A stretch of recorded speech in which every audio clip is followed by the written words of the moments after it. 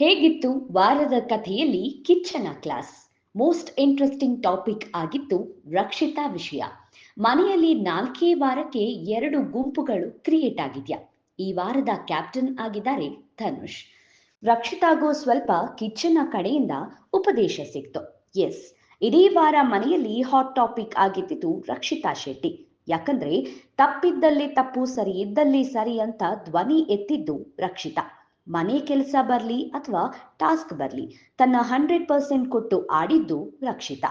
ಇದೇ ಕಾರಣಕ್ಕೆ ಮನೆಯಲ್ಲಿ ಕೆಲವರಿಗೆ ರಕ್ಷಿತಾ ಎಲ್ಲಿ ತಮ್ಮನ್ನ ಹಿಂದೆ ಹಾಕಿ ಮುಂದೆ ಹೋಗ್ತಾಳೆ ಅನ್ನೋ ಭಯ ಶುರುವಾಗಿರ್ಬೇಕು. ಹೀಗಾಗಿ ರಕ್ಷಿತನ ಕಂಡಲ್ಲಿ ಗುಂಡು ಅಂತ ಅಟ್ಯಾಕ್ ಮಾಡ್ತಾನೆ ಇರ್ತಾರೆ.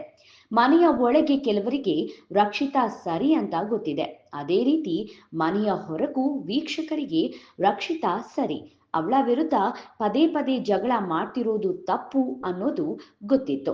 ಈ ಬಗ್ಗೆ ಸುದೀಪ್ ಮಾತಾಡ್ಬೇಕು ಅನ್ನೋದು ಕೂಡ ವೀಕ್ಷಕರ ಅಭಿಪ್ರಾಯ ಆಗಿತ್ತು. ಇದಕ್ಕೆ ತಕ್ಕಂತೆ ವೀಕ್ಷಕರ ಪ್ರಶ್ನೆಯನ್ನ ಸುದೀಪ್ ಹಾಕಿದ್ರು.